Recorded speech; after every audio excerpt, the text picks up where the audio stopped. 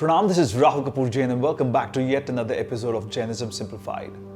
We will now continue our work with Jain Yoga. This is part 2 of the entire series. But in our previous video, we discussed about the concept of yoga, the various systems of yoga and how Jain Yoga is different from the other systems. We also then briefly touched upon the history of Jain Yoga and how Tirthankar Rishabhdev, Chakravati Bharat and Bahubali attained enlightenment. Well, it is now clear that Jain Yoga is a spiritual process of purification of the soul, which means to say that we are looking at how to eradicate the karmas associated with the soul. The Nav Tattvas or the 9 fundamentals are the very essence of Jain philosophy. They deal with the theory of karma, which provides the basis for the path of liberation. The karmas that get associated with our soul do not depend only on the actions of our body, mind and speech, but more importantly, they depend on the intentions behind our actions. It explains the principle governing existence of life is karma.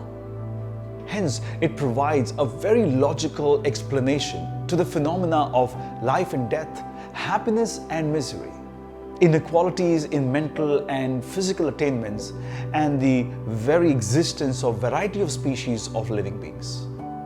Without the proper knowledge of these 9 tattvas, it is almost impractical and impossible for anybody to progress on the path of spirituality. So let me present the 9 fundamentals for your understanding now. 1. Jeev or soul. 2. A jeev or non-living matter. 3. Punya, results of good deeds. 4. Pap, results of bad deeds. 5. Ashrav, influx of karma. 6. Samvar, stoppage of karmas. 7. Bandh, bondage of karmas. 8. Nirjara, eradication of karmas. And 9. Moksha, as in liberation. Now let's understand the very first tattva or the first fundamental, jeev.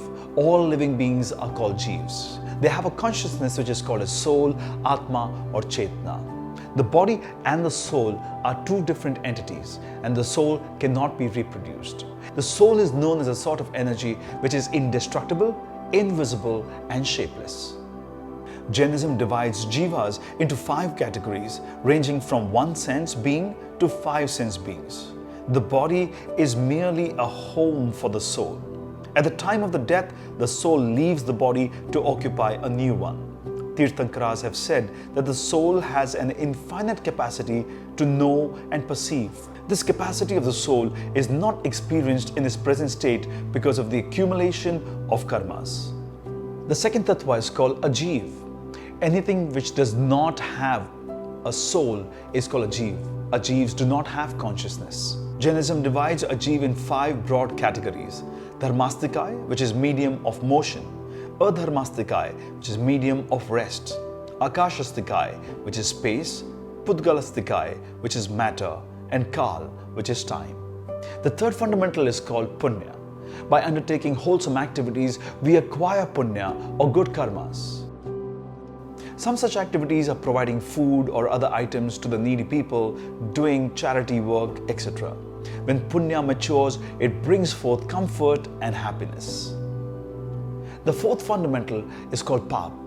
When we involve ourselves in bad activities, we acquire Pap or bad karmas. Some such activities are being cruel or violent, showing disrespect to parents or teachers, being angry or greedy, and showing arrogance or indulging in deceit. When Pap matures, it brings forth suffering, misery, and unhappiness. The next 5 steps are absolutely fascinating because they talk about how we give rise to these karmic particles, how they bind to our souls, how we can stop them, eradicate them, and eventually attain liberation.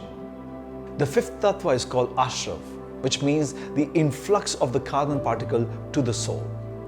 It is caused by wrong beliefs, vowlessness, passion, negligence, and psychophysical activities. Such influx of karma is facilitated by mental, verbal, and physical activities. Tattva number 6 is called Samvar. It talks about how the influx of the carbon particle can be stopped. This is achieved by observing Samiti, carefulness, Gupti, control, tenfold yati dharam, which is monkhood, and contemplating on the 12 bhavanas, which are mental reflections. Bandh is the Tattva number 7, which talks about how the carbon particles really bind themselves to the soul. Bandh occurs when we react to any situation with a sense of attachment or aversion, which is also known as rag or dvesh. Tattva number 8 is called Nirjara, the all-important part of the process of shedding or eradicating of karmas. Karmas can be shed either by passivity or active efforts. When we passively wait for karmas to mature and to give their results in due time, it is called Akam Nirjara. On the other side, if we put active efforts for karmas to mature earlier than supposed to be, it is called Sakam Nirjara. Sakam Nirjara can be achieved by performing penance, regretting, asking for forgiveness for the discomfort we may have caused to someone, meditation, among other activities. And finally, here is the 9th Tattva, Moksha. When we eradicate all the karmas associated with the soul, we attain liberation or moksha. So here we are. You've understood the Nav Tattvas, or the 9 fundamentals, which clearly articulates the entire process of influx of karma to its eradication process. Well, for those of you who are really keen on taking your first step towards getting involved in Jain Yoga, you must realize the importance of Nirjara. Jain scriptures lay tremendous amount of importance on austerities of tap. In Tattvartha Sutra, Acharya Umaswatiji articulates, Tapassa Nirjaracha, which means to say Nirjara can be attained through tap.